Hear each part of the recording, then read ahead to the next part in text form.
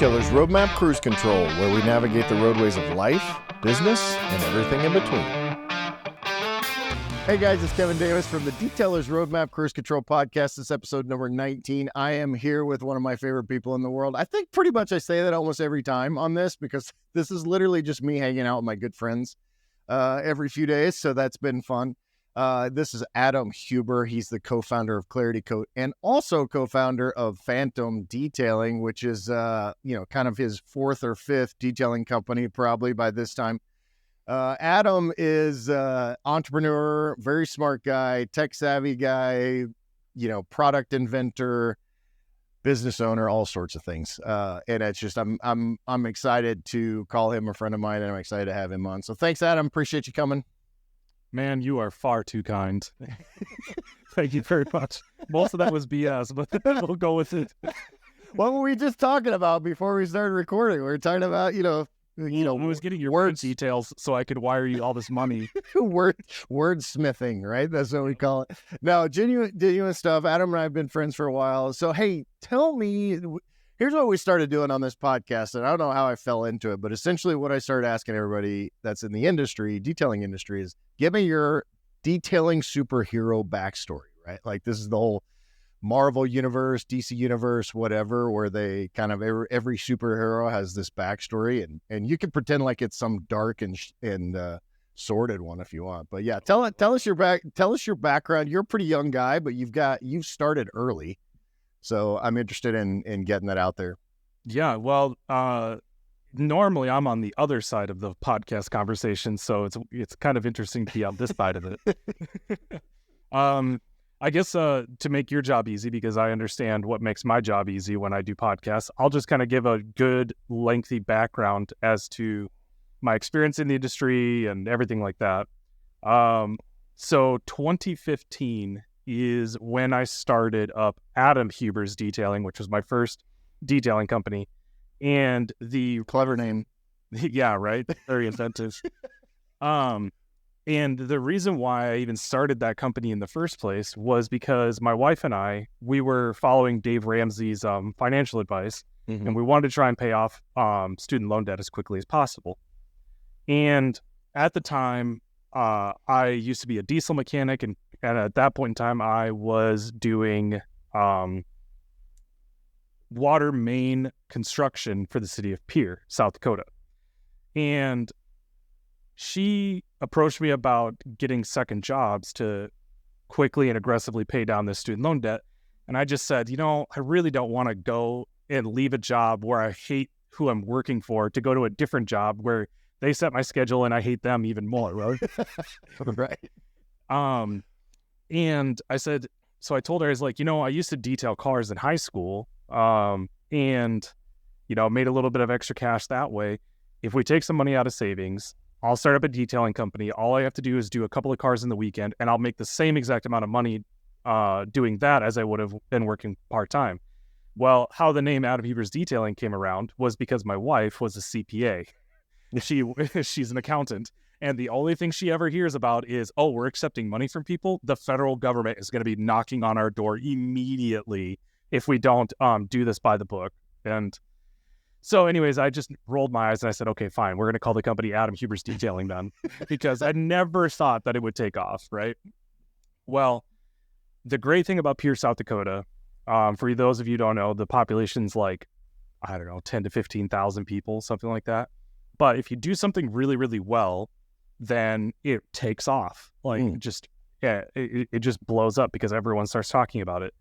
Well, that's exactly what happened to me. I went from working, my 40-hour a week job doing construction and a couple of hours on the weekend to 40 hours a week doing construction to also 40 hours a week of doing detailing.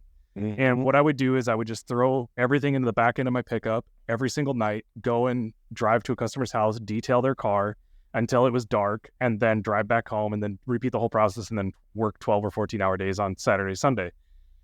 Fast forward a couple of months, things are going super well. My wife says that we decide that we want to move down to Sioux Falls, South Dakota, which is roughly about that point, probably a 200,000 population, something like that. So quite a big jump in population.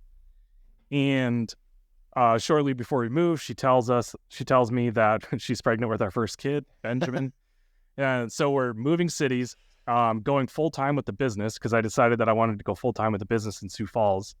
And we're purchasing our first house and we're having our first kid. So yeah, nothing like picking like 3 of the 5 major stressors in a relationship and marriage and your life, right? All at one time. I wish that I could tell you that this was a unique situation, but we actually did this twice. Oh, wow. Nice. Which we'll get to. So from 2015 to 2018, I'll kind of fast forward this bit a little bit, but I went from a single man mobile detailing operation to my second year. I had my first part-time employee, well, actually full-time employee, still mobile. And then year 3, thanks to some great coaching and some great friends of mine, they pushed me to get a 3,000 square foot shop, 4 full-time employees. And 2018, we just were busting at the seams. This is going to sound pretty boastful, but I would go ahead and say that we were by far and away the most popular shop in Sioux Falls, South Dakota. It was almost as much work as we could possibly take in. Nice. That's where you want to be. And then in 2018, I was approached by Optimum Polymer Technologies to sell my business and to become a regional manager, which I did. And I sold the business, became a regional manager, did that for exactly 1 year. And then I realized why I can't work for other people. No, let's clarify. You probably realized 2 months in, and then you worked another 10 months after that, right? Yes. Yeah, that was a rough road. Let's just put it that way. We don't need to go into too much detail. I mean, I guess unless you kind of want to, but I don't think you want to. No, those, Dr. G, all those people are still friends of mine. So, and that was an interesting time to be a part of that too, because that was, Dr. G got sick and, some other things were going on. So I'm sure that was a challenge, just going through all that. There was a lot of momentum there. There was a lot of possibilities. And the only thing I'll say about it was it just wasn't capitalized on. It's probably the best way that I could possibly put that. Yeah. So going into 2019, or actually shortly after 2019, I met my now business partner, Justin Paulington Woods. And again, just to leave out some details that we don't really need to go into, but there were some events that happened that Justin and I realized that this was not going to work with Optimum anymore. And we decided to leave and start Clarity Code. So that's August 2019, we start Clarity Code. And a lot of the people listening, if you don't mind, I'll kind of just do a quick explanation of what Clarity Code is, Kevin. Dude, go full infomercial. I don't care. I think Clarity Code's cool, and I think it's something that people are like, what the hell is that? Is that just another, coding company that's out there? Because it's not. So yeah, go full bore. I'm cool. Yeah, and what's interesting is detailers immediately think it's a ceramic coating, which is totally fine. I mean, I could see where you'd get the confusion with the name, right? Well, I sell barricade sprayable, coating, which is a bed liner.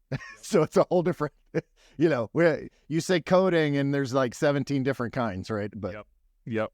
So for those that don't know, Clarity Coat is what is referred to as a peelable paint. So some people call it liquid vinyl, some people call it liquid PPF. It just kind of depends on what you... Sprayable wrap, like they say that too, right? Lots of different terminologies. A lot of people refer to it as Plastidip. And the analogy that's a big kick in the balls every time that somebody says that, I'm sure. Well, funnily enough, we just got back from Auto Mechanica in the UK a couple of weeks ago, and a lot of people came up to the booth and were like, "Oh, so it's Plastidip." And then I would just point to them at our panels, and I said, "When have you ever had Plastidip look like this?" Yeah, and they were like, "Oh, wait, okay." Plastidip is the stuff that I dip my needle nose pliers in after the original has worn off. Like it's a whole different, I wouldn't even put that on, no offense to anybody that uses Plastidip, but it's not, it's not exactly a premium auto appearance product. Correct. And the example that I give to detailers so that they understand probably the best way is that Plastidip and Clarity Coat are essentially the same idea. They're both peelable paints, but Plastidip is like hand wax and Autoflex or Clarity Coat is like ceramic coatings. Ceramic coatings and hand wax, they do the same thing, right? They're a protective surface, but they're vastly different technologies and they have vastly different uses and everything else like that. Right. So yeah, started Clarity Code in 2019, and then in about 21, something like that, 21, 22, someone approached me about starting another detailing business, to which I initially pushed back on and said I wasn't interested. And again, I'll kind of fast forward through some stuff there, but found two young guys that were hungry. They worked their butts off. They're both 20 years old. I think one of them might be 21 now. It doesn't matter. And they want to start up their own detailing business. And I said, well, hey, I've got this thing on the side here that's kind of like sputtering along and everything like that. I'll let you guys come in as 5% each owners straight away, and you gain ownership over time through sweat equity.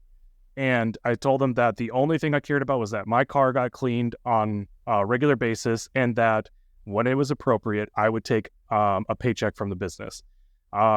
And they both agreed to that. And here we are now in 23. They're both doing awesome. We just got an 1,800 square foot shop here in February, I think it was. January, February. No, it was a little bit before that. Anyways, doesn't matter. And they're just clicking along, doing their thing. Like they're learning the business. I'm more of a mentor / investor. I don't do any of the detailing in it. But it's awesome to watch these kids just absolutely kick ass and take names. I mean, I don't want to gloss over that. So they were doing mobile before they got the new shop. Is that they were predominantly mobile, or they were in a smaller shop? Funnily enough, again, without going into too much detail, the guy that I sold my original business to, Adam Huber's Detailing, which I refer to a lot as AHD, they were working for him, but he's not the best person to work for. Leadership is almost a curse word to him. Nice. So they wanted to go out on their own, try their luck. They have the skills for detailing, but as many detailers either know or ignorantly don't know, they just don't have any idea about the business end of detailing. And that's the part that they needed help with. And so that's the part that I provide for them, is mentorship and money, obviously, but guidance. Did you have to put in a bunch of cash and I don't need to know how much. I'm curious, because there's obviously startup cash and that kind of thing. You as angel investor is a very high level word, obviously, and that's typically somebody that's not actually directly involved in the business. But yeah, I basically, I'm financially on the hook for pretty much everything with the company. So like the lease for the shop is in my name because they're too young to get a lease signed in their name. Like nobody would ever lease to 2 20-year-olds. Like it would happen. We have a line of credit on the business, which this is my own personal belief on how to operate a detailing shop in the wintertime. The line of credit is in my name. It's completely under my, I'm completely liable for it. Mm-hmm. And then, yes, I did kick in some cash, and actually the cash that I kicked in, just a plug for Detailer's Roadmap, almost entirely, all the money that I put in was almost entirely put towards building the website and the SEO for Phantom Detailing. That's awesome. Yeah. Which has been well worth it. 100% worth it. Yeah, that's a good ROI. That's a good place to do it for the ROI and return on spend and all that. Yeah. I mean, it's super interesting because this is a path that I think most detailers, and you alluded to this, that most detailers probably wouldn't even consider. But I've talked a lot on this podcast and in other venues that there's this phrase that I use: just because you think you can, doesn't mean you can, and also doesn't mean you should. And in this case, you've got two younger guys that can detail. Detailing is not, rocket science. It's, beyond what a lot of people kind of consider it. But it's a relatively, it's a learnable skill, right? Like you aren't like born to be a detailer typically, but they didn't necessarily know how to run a business. They maybe can't get the credit. They can't, they don't know how to do the business side and LLC and all of those things. And so they bring in someone like yourself to come in and help with that aspect of it, be a mentor, help them grow into something, and then you take an equity piece. And long term, I'm sure that equity piece gets bigger, your involvement gets smaller. Yep. How all that works. But all that to say, not everybody needs to be a small business owner. And definitely not everybody is an entrepreneur. I've talked about that numerous times. Yep. Because those are two different things. But this is an opportunity that if you have it, so let's say you're somebody in Adam's position who has the skill set, has a other gig, maybe has a shop already, and you want to do another opportunity that doesn't require you to do, the day-to-day of it. This is a great opportunity to hook up with some people, be a mentor and that kind of thing. If you're a younger detailer and you want to run your own shop, but you have no idea how to do it, and you're in this same situation, look for someone that you may be able to team up with. And this is common in all businesses where you find an investor and mentor, and it's kind of the premise of Shark Tank, right? Yep. I really like that. That's a really cool, different way to go about this business. I'll actually even go one step further, just because we're kind of on this topic. This has actually created an idea for me that I want to execute on, which is roughly about every 5 years, I want to try and replicate the same exact thing that I did with Phantom Detailing, the car detailing business that I have now, with another service-based business. So what my criteria for what service-based business is actually pretty simple, and it is that there is something around my house that I want done on a regular basis, but I don't want to pay for anymore. Meaning, and the two that I've kind of narrowed it down to is home cleaning or lawn care. I love my lawn. I don't mind going out there and mowing it, but if I can find somebody who wants to start up a lawn care business, which again is another service-based business, most lawn care companies are just started by someone who decided, you know what, I'm going to go buy a mower and I'm going to start my own business, and they have no idea how to do the business end of it. Right? I did that. That was my first business when I was 12. Yeah. So in a couple of years' time, once Phantom is cash flowing, I'm getting a check from it, and it's kind of on autopilot at that point. Which, as you know, no business is truly on autopilot. Right. Yeah. It always involves some level of involvement. But I want to do that with either lawn care or house cleaning. Someone who wants to start their own business but just doesn't have the ability to, I tell them, hey, here's the setup.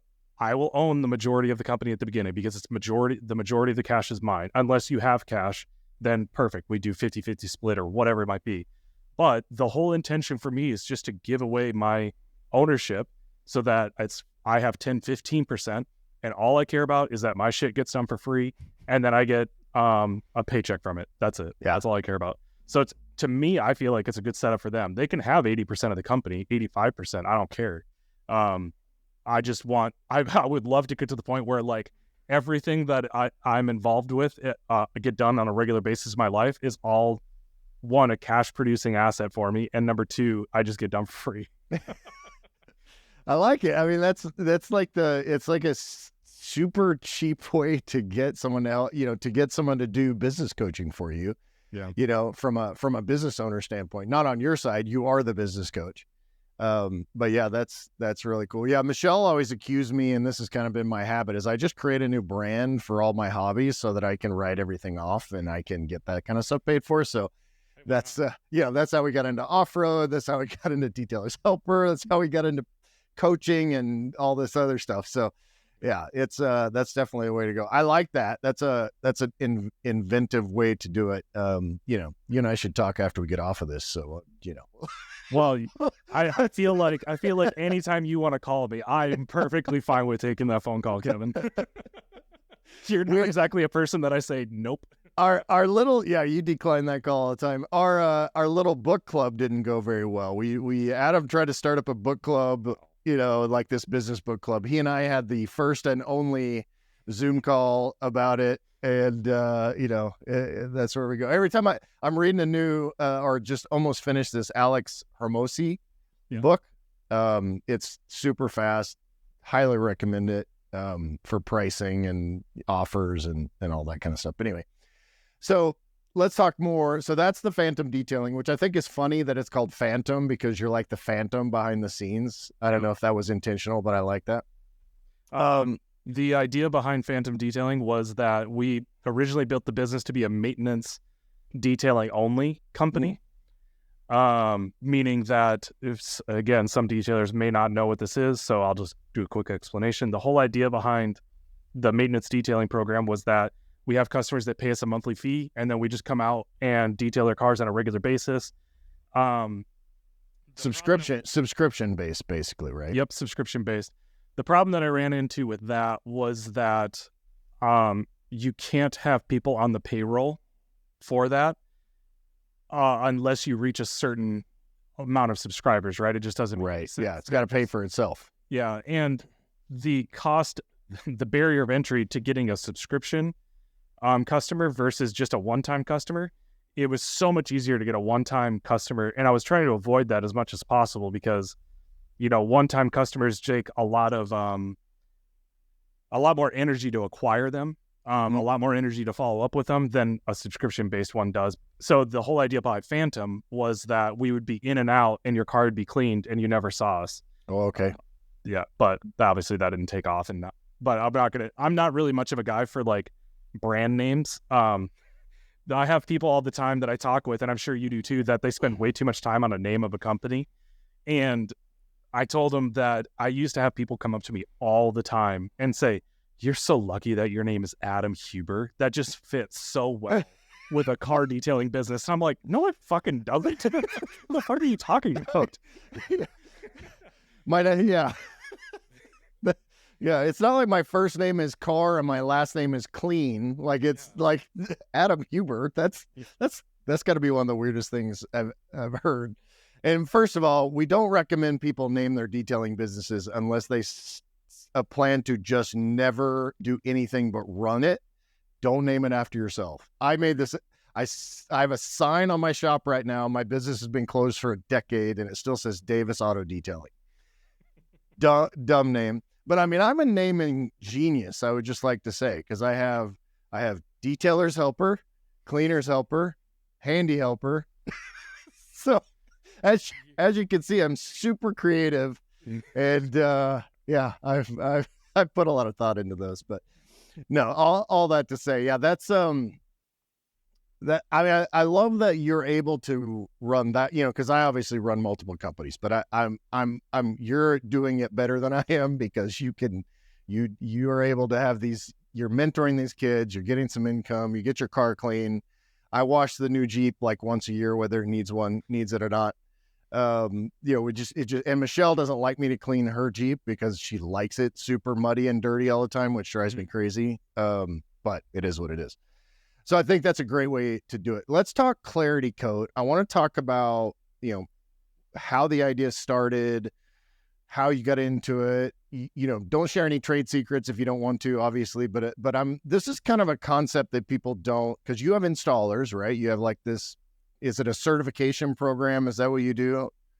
Yeah. I mean, the setup behind it is pretty similar to like a ceramic coating company, right? Right.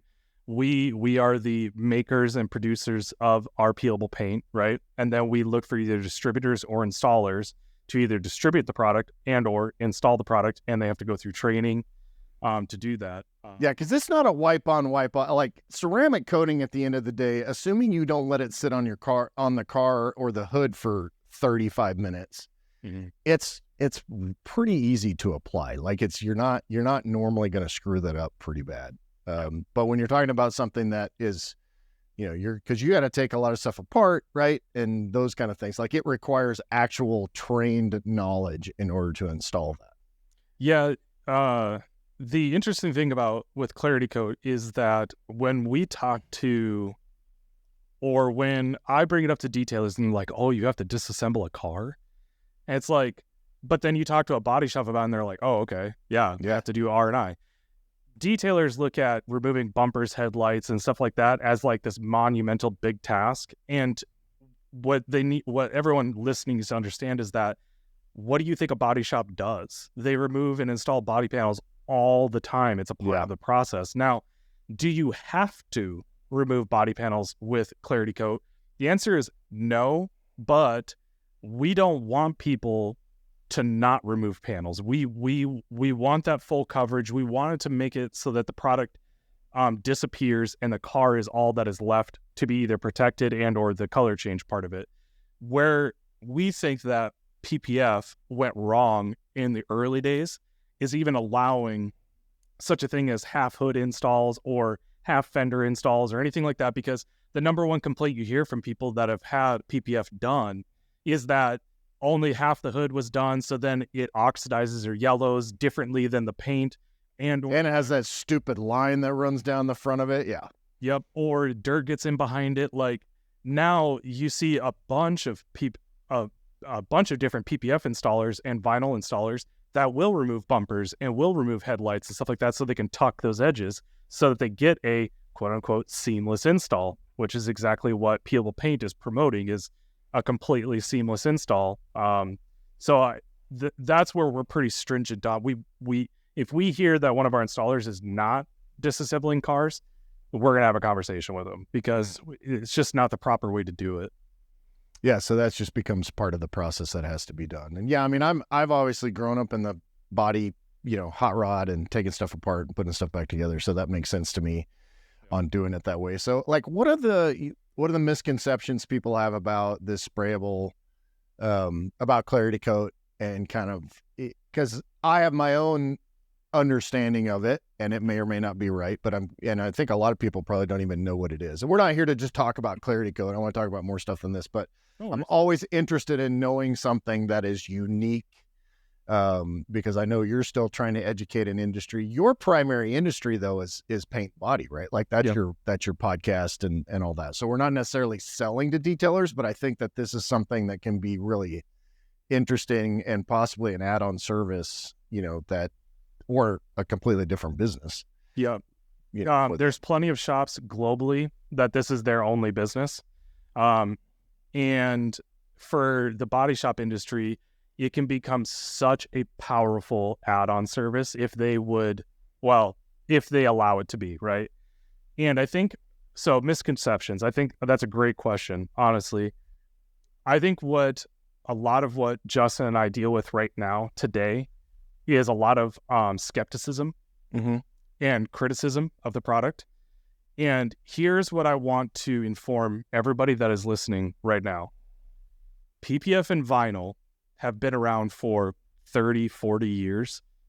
It wasn't until the last decade that it was even relevant. That's because the technology got to the point where it was finally easy enough to install. It was finally nice enough to use. It finally gained enough mass market attraction that you now have lots and lots and lots of PPF and vinyl shops wanting to install it. Same thing with ceramic coatings. No dig against Optimum, but one of the things that Optimum failed on was Optimum was one of the first ceramic coatings on the market. They had such a gigantic lead against any other ceramic coating company out there as far as like having the first product, but then Ceramic Pro came in and just kicked them in the nuts as far as like mass market awareness, right? Yeah, I mean, they did. I mean, good or bad, they created a market that, say what you will about CP, but like, honestly, the ceramic coating market from a consumer standpoint would still be working on it without their stuff. And, I give them a hard time because it's like, can we stop hitting stuff? Can we stop setting hoods on fire? And they don't do that anymore, but that got the attention of the consumer market, right? Like they were kind of doing some viral stuff a decade ago, probably. And without them, and I think Optico probably took a higher, like more of a highbrow approach, I think. Yep. To not, and most companies did not go down that same road. However, it did educate the consumer on how to, what ceramic coatings can do, that kind of thing. It made the consumer aware of even asking the question, well, wait, what is this ceramic coating thing that I keep hearing about all the time? Now, again, just like you said, I'm not sitting here saying that CP did it right and Optimum did it wrong. All I'm simply saying is that Optimum had a hell of a head start on them, and they just allowed that to just slip. right? Yeah. I don't know how else to put it, but I don't mean that necessarily in a negative way. And so ceramic coatings have been around for a while too. I don't know if I could really put an age on it. I'm sure you'd probably actually have a better idea. I mean, I think according, if you look at the European and Asian markets, I mean, we're talking about 20 plus, 25 years, I mean, G-Technic alone has been around since 2001 and they were going around before that. I mean, I think you're 30 and, that's in the automotive space. They've been doing it in industrial coatings and, marine coatings and those kind of things forever. So my point on this is that peelable paint as an entire technology has only been around for about 10 years. So just awareness in general is something that we're working on and battling with, daily right now. Now, thankfully, we have the internet and everything like that to accelerate that process. But there's still technological advances that we can and will make to make the product better, faster, blah, blah, blah. But number two, probably the biggest skepticism just comes from, well, like, why would you ever want to do that? Why, like, all these other things exist. Well, then why did vinyl ever take off when you could just repaint your car? Why did PPF take off when they had the black bra that was thicker and way better? Like, just because something is new doesn't necessarily mean that one thing is worse or this is better. Both things can exist. PPF and peelable paint can both exist in the same market. They're just different products for different folks, right? Yeah. So that's probably the two misconceptions that we deal with more is like, oh, why isn't this more popular? I don't know. Why is everything not the most popular?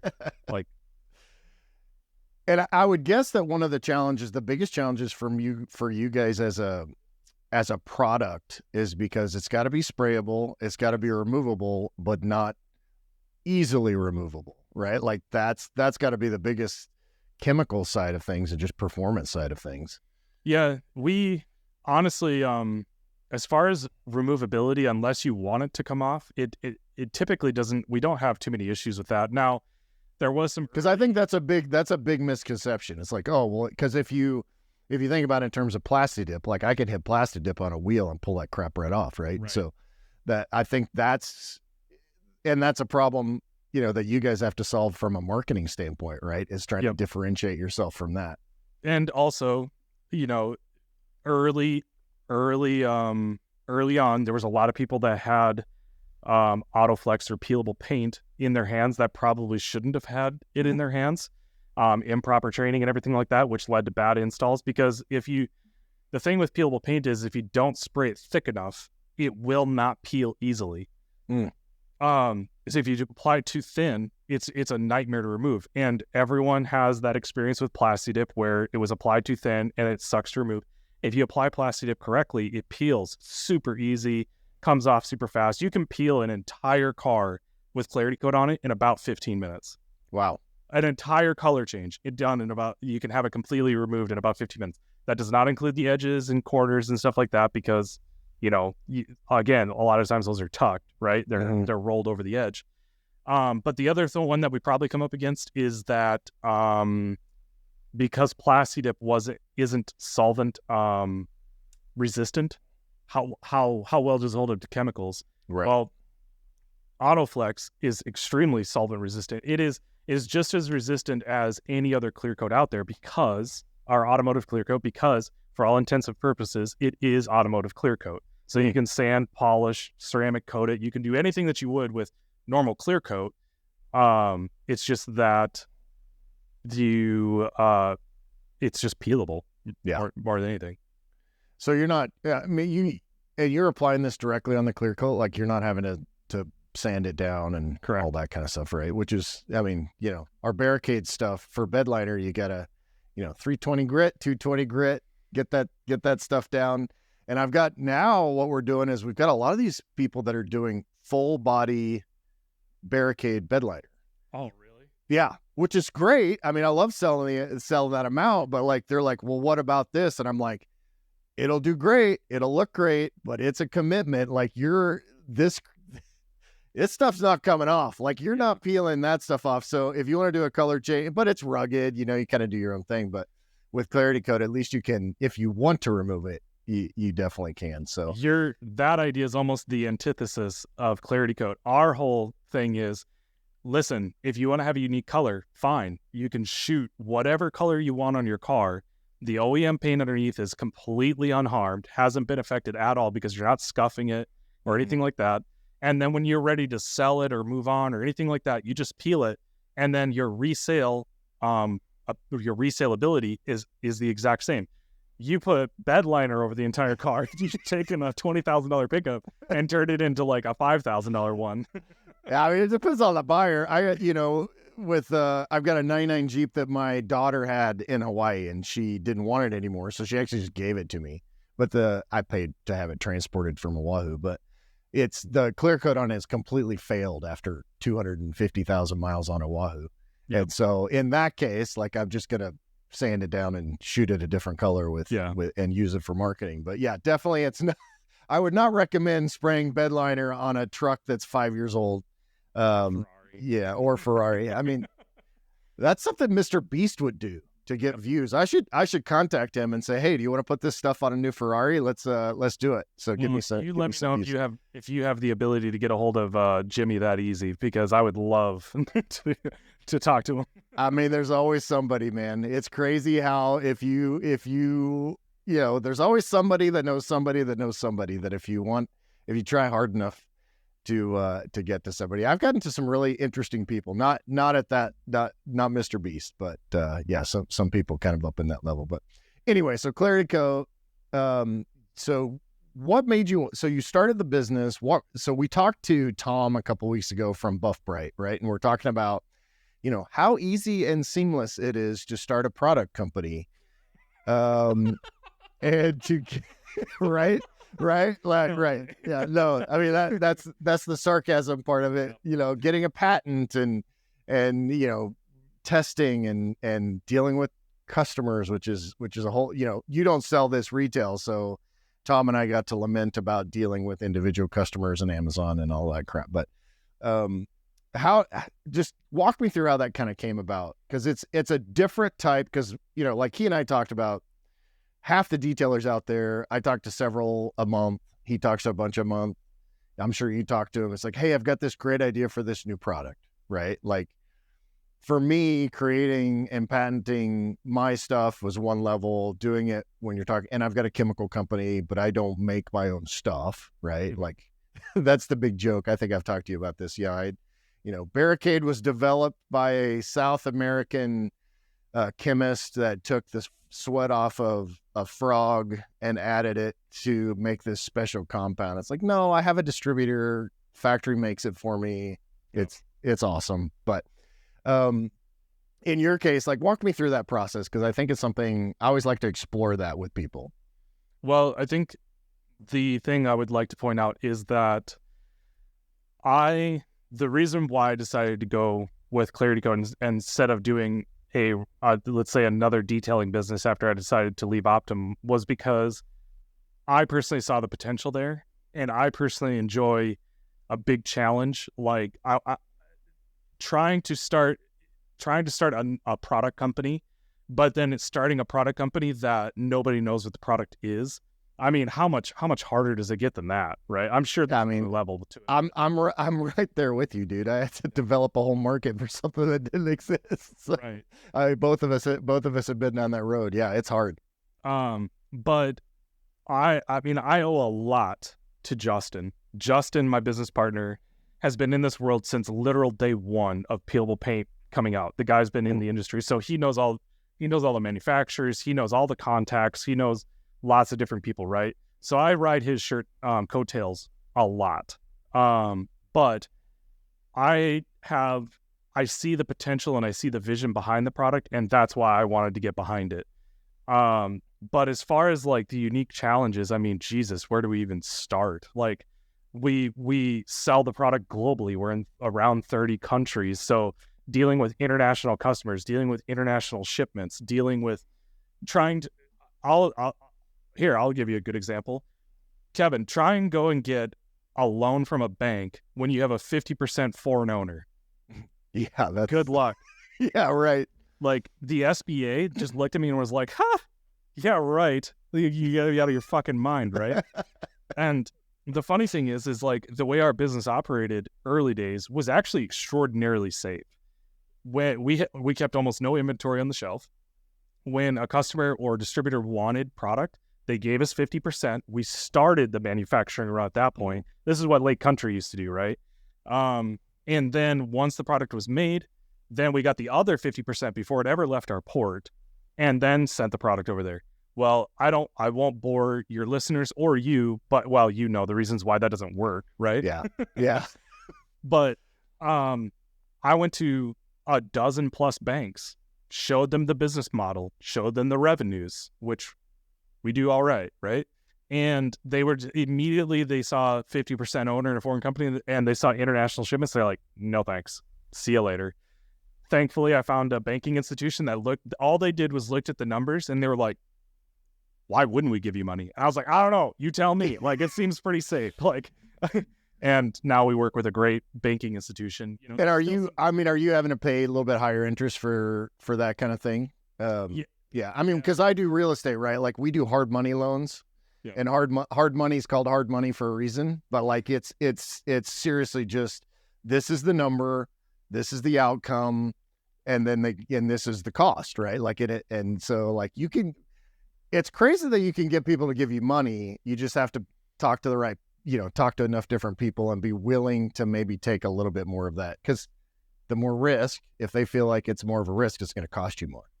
Yeah, I mean, especially now with the prime rates, what they are right now. Yes, we do pay a lot of money for that. However, we feel that in order for us to grow, we can't expect our distributors or installers or customers to wait 4 months of giving us their cash to then get their product, right?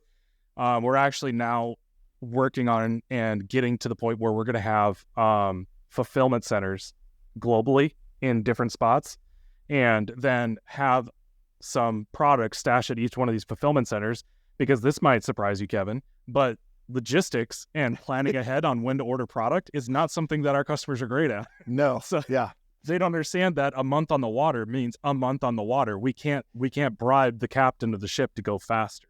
Yeah. And it's, it's like, we'll ship it by air. Well, have you ever tried to ship something that weighs 150 pounds by air? And hazmat. and hazmat. Yeah. So yeah, because you guys can't even ship by air, can you? Well, we can. It took us a long time to get the ability to do it. It still costs a fortune to do it. But sometimes we have customers that are like, I don't care. I'll pay for it. Yeah. Doesn't matter. Yeah. But yeah, so yeah, those have been some of the, I don't know, struggles, but strategic things that we've had to overcome and are still overcoming today to figure that stuff out. Yeah, the logistics of it, supply chain stuff and all that is always, that's something that a lot of people don't really, I think the whole supply chain thing is something that most people didn't understand until we went through, COVID and all the stupid stuff that went through on that. But that alone is one of the biggest challenges, especially for somebody that has multiple components to your products, right? I do find it really interesting now that the people that are getting hired as CEOs the most now are people that were in logistics. I don't know if people know this, but Tim Cook of Apple, he was a logistics guy for Apple, but he was so good at his job. He saved them millions of dollars from inventory just sitting on a shelf. And Apple is, love them or hate them. I know everyone's got opinions on them. Adam literally probably has a tattoo on his cheek of a little apple because he is like the evangelist for Apple. So, yep. I'm not even ashamed of it. Yeah, if you want to know about Clarity Coat or what next Mac you should buy, definitely reach out to Adam. But Tim got Apple's just-in-time processes down to the point where they were working on hours between when they needed to hours of product instead of days of product on the shelf. They had the windows and the timing so tight that the shelf would be just running out of product to build a part or ship a part or whatever it might be, that then the next truckload would just be coming in to refill that shelf again. The guy is just a genius at logistics. And I find it funny that post-COVID, the people that are getting hired the most as CEOs, like I'm repeating myself, are logistics people, because it used to be financial people. It used to be the sorry, I'm blanking on banking guys, finance guys, the VCs, Yep. bank, like head of banks and head of venture capitalist companies or stock market or whatever. Yep. Those used to be the people that would get the CEO jobs, and I mean that still happens, obviously, but it's not the current hot trend. The current hot trend is to have a logistics person be your CEO, which I just find really interesting. That's all. Yeah, I mean, I think that's like, because the logistics side of things of everything. I mean, even something like, Detailer's Roadmap, right? We build websites, and there's a one of the things that I had an opportunity to do when I joined is go through and look at all of the processes, which are essentially logistics for how you go from, hey, I want a website, to, launch, and then SEO and monthly stuff and all that. So everything has to do, it's all about logistics. So I've been asking a lot of people that have been in the industry for a long time, kind of the state of the industry thing. You got the State of the Union thing. So I know you're spending a lot of time right now. You're kind of, scissoring both worlds, you're kind of, on that teeter-totter between both worlds, between automotive and our auto body and paint and the detailing industry. So what kind of things are you seeing in the detailing industry now? You've been in the industry for a long time. I've been in the industry for a long time, and I'm 15 years older than you are. But like, don't look it though. Yeah. It's because of the beard. It's the, I grew my beard out the other day, and it's because you're so fit and I'm so fat. It's however you want to look at it. I mean, it helps keep your skin tight, right? Like that's the that's the thing. But kind of, what's your sense of what the industry is doing right now, where it's going in the next couple of years? I'd like to give some advice for some of these guys and girls for their current business and future business and all that too. Okay, so what I see what is the normal, or what has always stayed true, is that there's always going to be an influx of new detailers every single spring through fall. And it's amazing to me that there's basically like 6 names that I recognize in detailing for money, and that's about it. Yeah. Everybody else, I have no idea who they are. They're all new, which is great. Welcome. We're happy to have you. Well, kind of. I mean, we're not happy to have all of you, but we're happy to have we're happy to go dig a ditch. We're happy to have most of you. But just understand that, if you're semi-new to this game, it's a tough thing. 2 to 3 years is about what you could expect of a life expectancy out of a detailer. But the guys that are sticking around and have been here for a while, what I find very interesting is that I'm seeing a lot more multi-option or multi-service shops, meaning they're offering detailing, but they're also offering window tint, they're offering PPF, they're offering vinyl, whatever it might be. Sprayable paint. Well, yeah. I mean, if someone wants to get into that, hey, contact me. info@claritycode.com. There you go. And I think that's great. I think that detailing shops, a lot of the more successful ones anyways, the ones that have staying power, are the ones that are kind of turning into like automotive service centers, where they're offering everything that their customer could want in-house. Mm-hmm. And that was something that I was working on with AHD, but obviously just didn't ever get the opportunity to. But my whole plan was to get into PPF or window tint later on down the road, because I didn't want to stay with just detailing. You're better when you can diversify your options, right? Many roads to revenue, as I always referred to it, for sure. Yep. But obviously, I would love to see peelable paint shops or peelable paint be a part of those services. But again, it's just such a different skill set, such a different mindset to what most detailers are used to. Now, I believe it's Grant Maynard has a paint booth in his detail shop, and there's a lot of detailers that are now putting paint booths in there simply for just the extraction and like a clean room.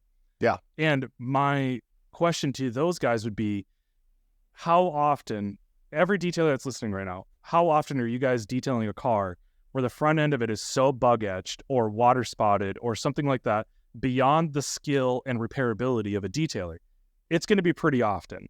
So if you have the ability to put a paint booth in your shop, which you can buy a used one for pretty cheap.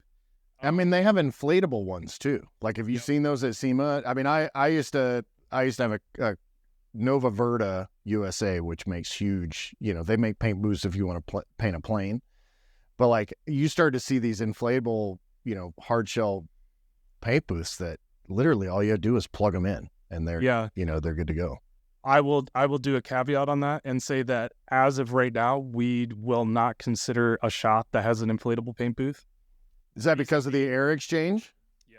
Most of the time it has to do with the fact, unless you have like an ultra high end one, they just simply do not have the CFM the extraction necessary, because our paint is heavy, right? Like, the product is very heavy. So you need good airflow because it'll clog your filters fast, right? Or, well, semi-fast. Yeah. Anyways, so if you're a detailer and you're seeing these cars and you have the ability and the financially and marketing-wise to put a paint booth into your shop, now imagine you had somebody who had just an even basics level understanding of how to remove a bumper and a hood off of a car, scuff it, shoot it, and then be able to offer that service to your customer. Customer's car comes in for a regular detail, and you say, hey, we noticed that the bumper's pretty chipped up and everything like that. For an extra $500, $750, we'll have to keep the car for a couple more days, but we can scuff it and shoot a brand new paint job on there, and it'll look just better than new, and send them on your way. Now, that might seem ridiculous to some of you guys, but my question to you is, like, why not? The Grant has that paint booth there. If you could just turn that into a revenue producing square footage of your shop, why not do that instead of a clean room? Like, great, your PPF looks 10% better because of the clean room. That's awesome. I look at it and I'm saying, I'd rather give up the 10% cleanliness and make 50% more revenue because of the square footage of the shop.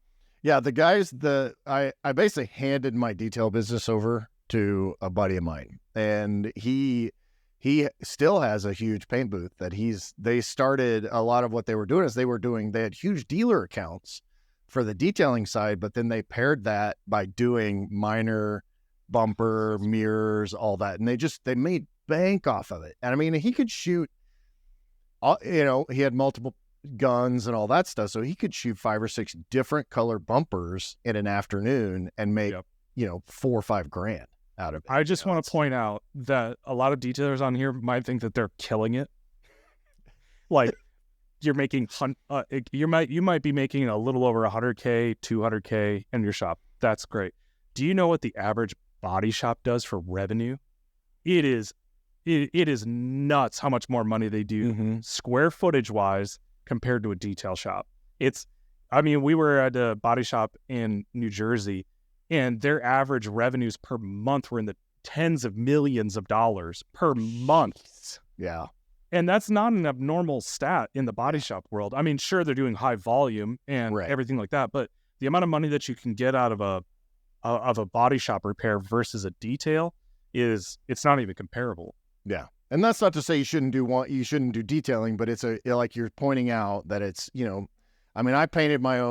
I painted this Shelby that's out here, this Cobra, and it's like anything else, you need to practice, but and the nice thing about being a detailer is that if you get runs or any of that kind of stuff, dude, you just buff it out, right? Like that's the nice thing about doing that. We're talking about add-on services here. Yeah. Like, it's a complimentary service. Like, even though most detailers wouldn't think so, I'm strictly talking about complimentary. And that's complimentary with an E, not an I, right? So we're not giving it away for free. No, yeah. I was a little slow there on the uptake. But, most body shops have no idea how to finish down well. Yeah. And detail shops do. This is actually, funnily enough, I'm working on a video right now from Auto Mechanica, and I can't wait to send you this video, Kevin. You're going to just bust. But long story short, we had this gal who did a custom painting of a hood.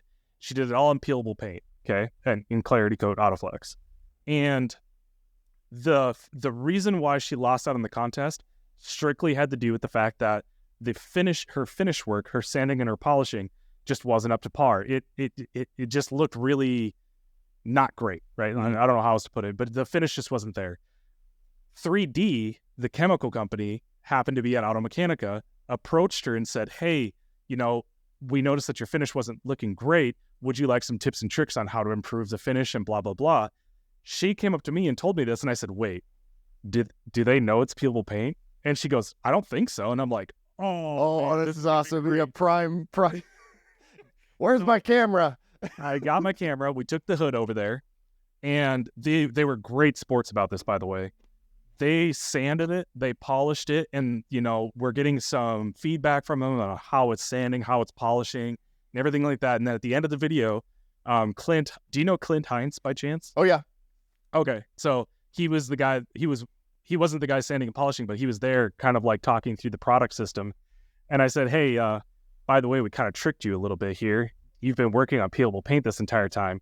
And they peeled it, and they were just mind blown at the fact that they had no idea that they were working on peelable paint the entire time.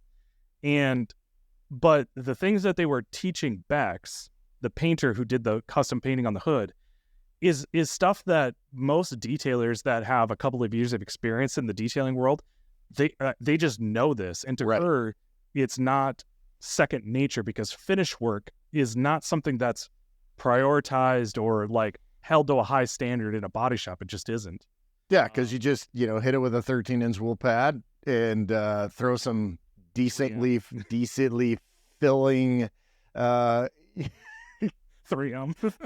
on top of it, right? Body shops have 3 different options for polish. It's 3M, 3M, and 3M. Yeah, then you just ship it, right? Yeah. And then let the next guy worry about it, wonder why, what are all these holograms? And they don't even know what's the word hologram, but it's like, what are these stripes that are all over my new door that I just had repainted? But yeah.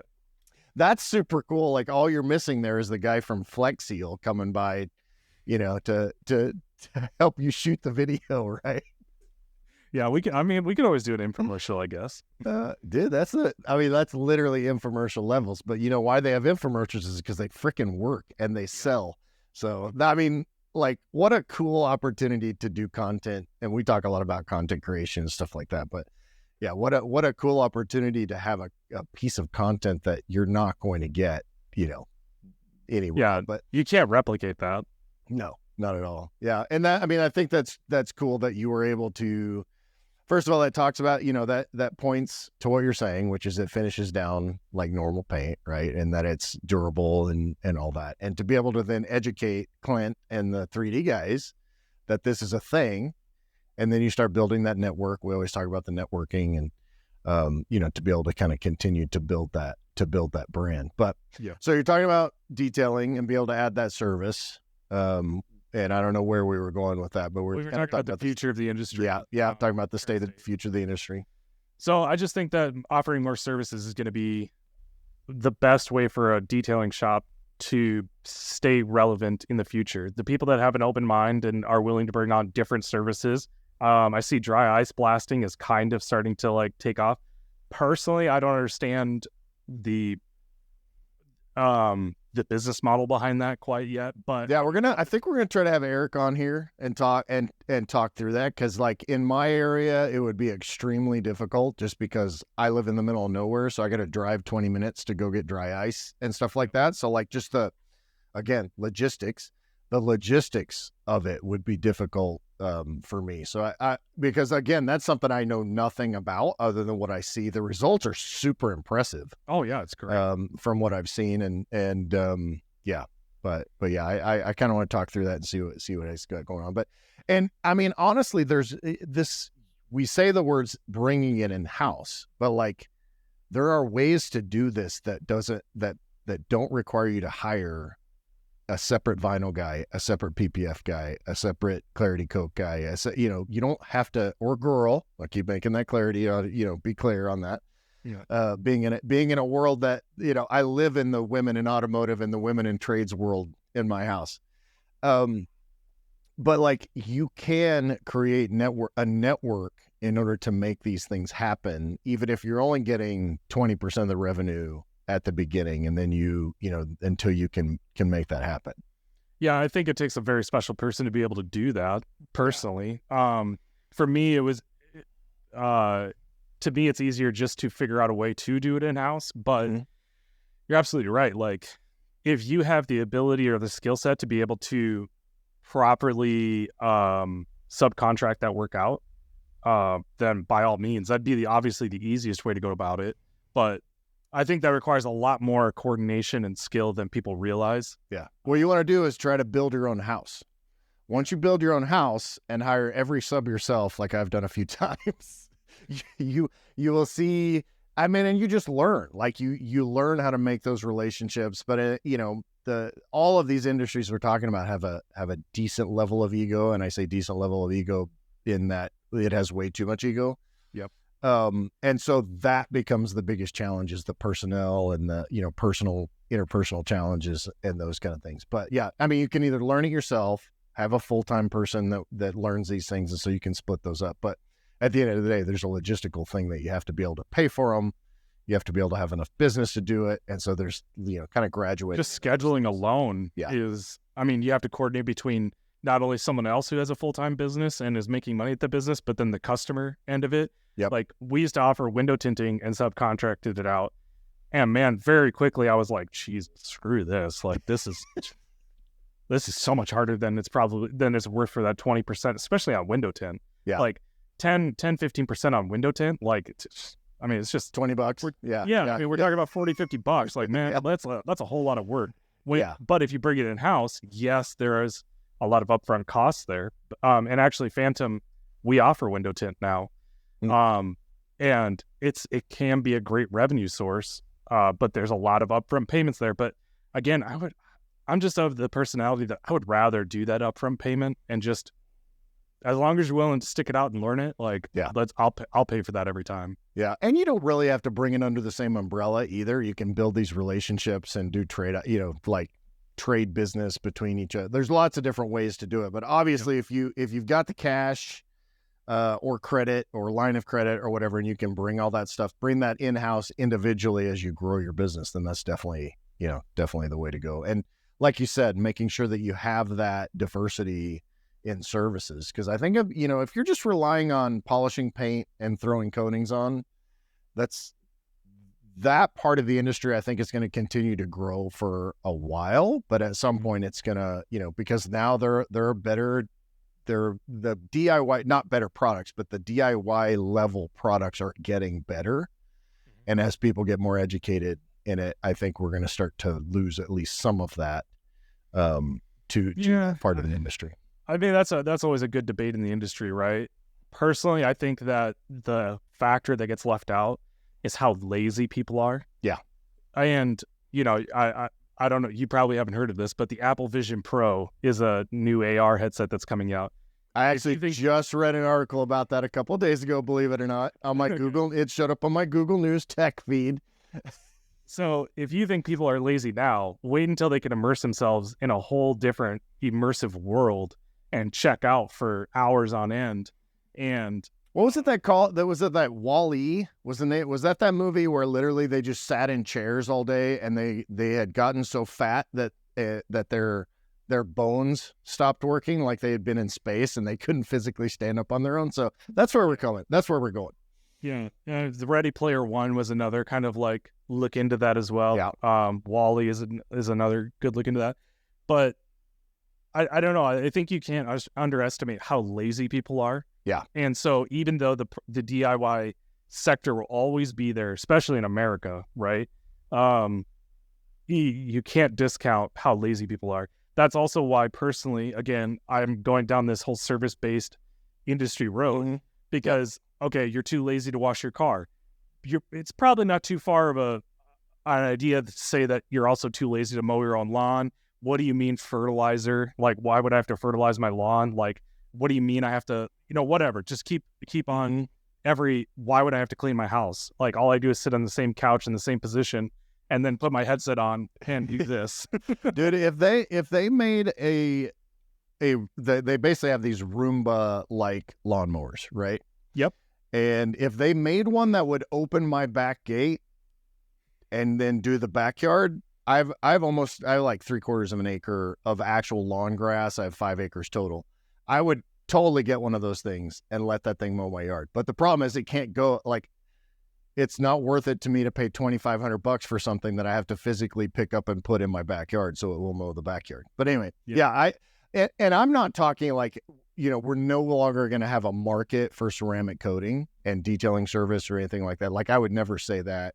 I think the commoditized price pressure is what we end up seeing. So like people, that differential between I can buy this myself for $70 or $75 or $30 or whatever versus paying someone to do it for $1,500, $2,500 or something like that. I think that becomes more of a commoditized price, which commoditized pricing basically means that it's a non-scarcity, because you have to rely on scarcity to drive higher prices. That's part of that. But I think then you can enter into the discussion. Sorry to cut you off. No, you're good. But you can then start to have the discussion of something that Ivan and I used to talk about all the time, and I'm sure you've probably chimed in on this idea as well, is that if you think of yourself as a steakhouse versus a burger joint, mm-hmm.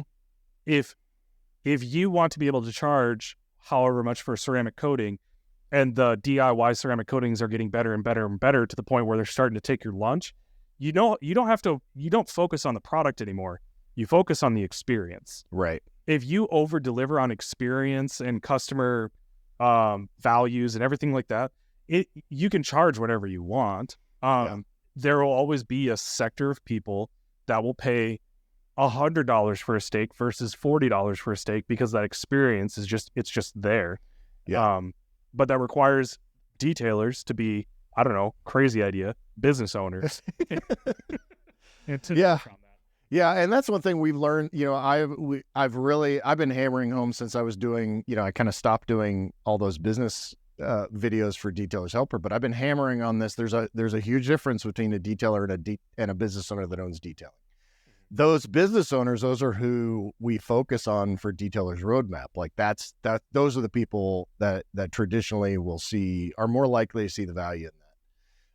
But yeah, that whole Alex Hermosi book, that $100 million, I'll have to send you a link to it. But a lot of that is that value-based value-based pricing. And he's talking about, for this person, I can sell this product for $59, but if I go, 4 steps deep, I can sell it to this person for $5,999. And like literally it's almost the exact same process, but it changes our product, but the process and experience are different. We just launched Grant Menard's podcast that we did, and the title of it is basically creating a detailing Disneyland. That was the title of the episode, because that's what he does in his shop, which is it's an experience for each individual person, and that's why he's doing the kind of revenue numbers that he's doing. Yeah, he's a good example. Funnily enough, I don't know if I really knew of him until earlier this year. I don't know if it's because he just kind of laid low or what the deal was, but I don't know. Maybe he was like, busy making money. Yeah, not posting detailing for money, which is almost extremely hypocritical or satirical. Yeah, oxymoron. Yeah. Oxymoron, thank you.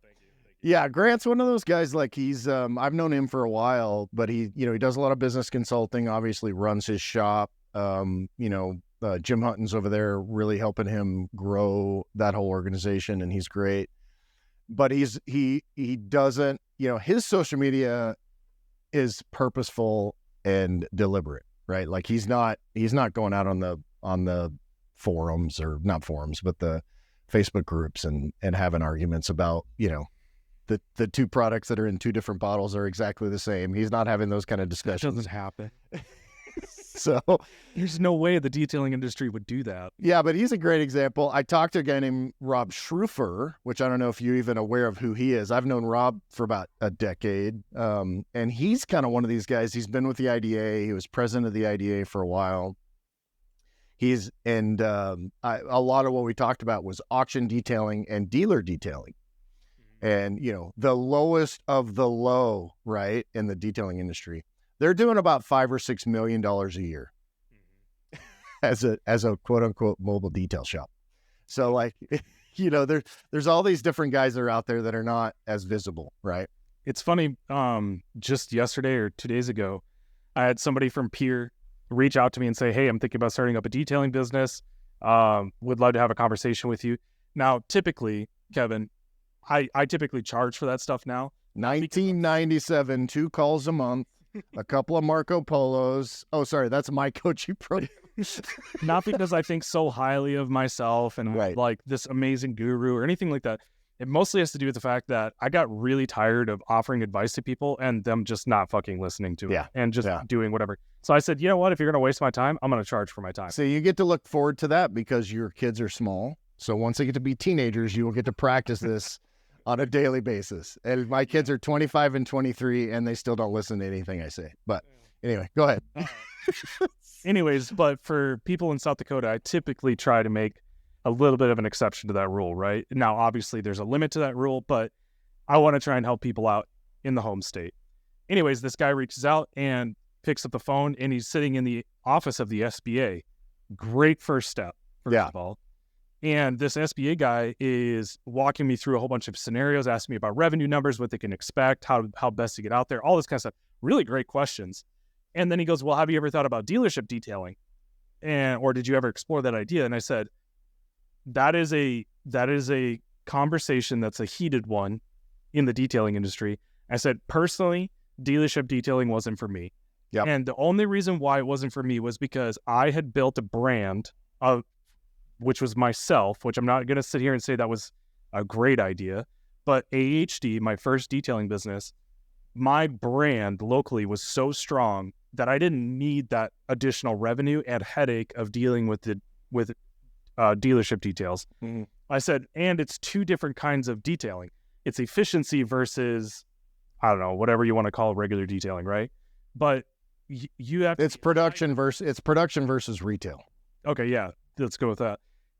Everything revolves around efficiency with auction/dealership detailing. I said neither one is wrong, but if you're trying to be a regular detailer, trying to make gobs of money at dealership detailing or auction detailing, you're going to get your lunch ate. Yeah. Because you don't have that efficiency mindset.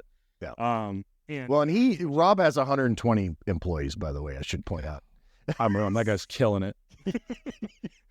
Good for him. And see, those are the kind of guys that I would love to sit down and talk with, because I'm like, how did you figure out? Because he looks at everything as, if I can save 30 seconds on this car multiplied by 15 cars a day, that's however many minutes saved.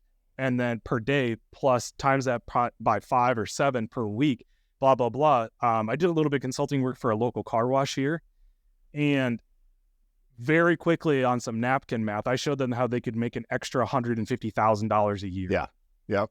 Just by doing some simple upselling. Yeah. And because the volume is there. And man, talk about a wet dream. I would love to own a fucking car wash. Hey, call Dylan Von Kleist. I think your area, we talked to him a couple of weeks ago on this podcast. So we're like at the time that we're recording this, I'm at least a couple of months ahead. So in terms of dropping these podcasts, but we talked to him about Auto Wash, which is, he's got this like franchise car wash in a box thing. So, if you didn't listen to that episode, go back and listen to it. But with Rob's episode will drop the week before this episode. So go back and listen to that. Will do. But what he does is he actually he's basically running 3 separate companies, or 4, because he's got shop-based retail, 10 mobile trucks-based retail, auction, which is a whole different, it's like $2 million a year contract. And then he's got dealers. But the dealers have their own managers and assistant managers to run that. They run them at the dealership. He told me that so he has 5 rows at these auctions of detailers. They take 7 minutes per car. They make $55 to $60 a car. Times 5. He's making $1,500+ an hour of revenue. But Kevin, there's no way you can detail an car in that time.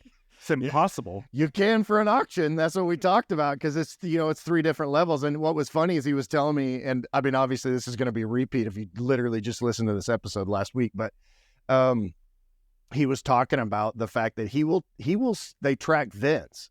So he will see, he's had cars where they detailed them at auction. They went and detailed them at the dealership, and then they detail them once the owner got the car. So they've actually made 3 times revenue on that car before they even dealt with a particular customer, just had to deal with that one customer. So then the lifetime, you talk about the lifetime value. Yeah. I mean, if you haven't listened to that episode, I mean, that guy, now all he needs is Dylan Von Kleist to do the auto wash thing. And then when they purposely do not take care of their ceramic coating and go through the auto wash, right? Then he can be like, oh, well, we work with this shop here. Yeah. You can just take it over to the shop. And then well, let me just say, the auto wash, as I was educated, is a whole different level of car wash. Like they, no, yeah, I'm sorry, prepare. No, I was, because I thought the same thing. I was like, yeah, you're just gonna run through a tunnel, and yeah. So it was an interesting experience with him. So go listen to that too. We had I titled something like we had a great throwdown between, no holds barred, great throwdown between detailing and car wash stuff. But I've always been a huge proponent of car wash. But yeah. Anyway, well, this episode, I think we've talked for a long time, which I fully expected. And hopefully this was useful for people. I think there's some important stuff to learn from Adam in terms of like how to start your own business, and then how to look at product companies and different services, and just the bit about maybe bringing a paint booth, even if it's a small, like they have half booths. Yep. And granted, for what you guys are doing, it's, for Clarity Coat, it's probably not going to qualify. But for the little bit of stuff that we were talking about, bumpers and, maybe a hood or something, a fender, then it might work too. But any final advice for the detailing industry as we're espousing this great knowledge of yours? Don't at me. Don't slide into my DMs and talk about how dumb I am. Like, I don't know. I mean, I only do that like once or twice a week. So like, I could cut down. I'm sliding in there. You're such an idiot.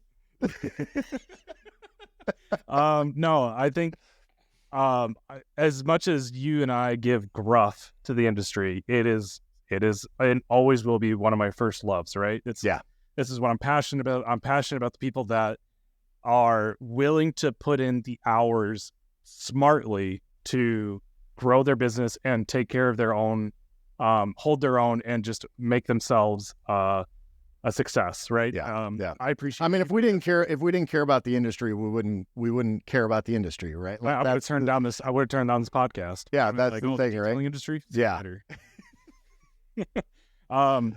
There's lots of great people in this industry. I'm very blessed to know a lot of the people that are at the tippity top of this industry. I would put you at that. I would put. I think that's being kind, but maybe Chris. So, but yeah, I don't know. No real closing thoughts. I'm not going to tell people that to invest in a paint booth and everything like that. The only thing that I would my only ask would be, one, make sure to like, follow, and subscribe to the Cruise Control podcast. Yeah, there you go. And then also, just if you guys could just go to our YouTube channel, Clarity Coat, and just simply have a look and keep an open mind to what is possible. You might not be able to pull the trigger on it today. You might not even know anybody that could pull the trigger on it today, but just have your mind open to the different possibilities of what something could be. Yeah. Too often we're closed-minded. Yeah, because even if it's not you may know an auto shop. You may have somebody in the auto body industry that is more equipped to bring that on as a service, and then you can continue to build your network and all of that too, right? Yep. Well, that's great. I appreciate you, Adam. As always, our conversations are always fun and full of laughter, and it's always interesting for me. I always learn something from you every time we talk, so I appreciate that. Well, I wrote down Alex Hormozi's book. I'll probably have to pick that up. And same to you. I always learn tons of things from you every time we talk. I appreciate that, man. Head over to detailersroadmap.com and get your one-stop success solution today.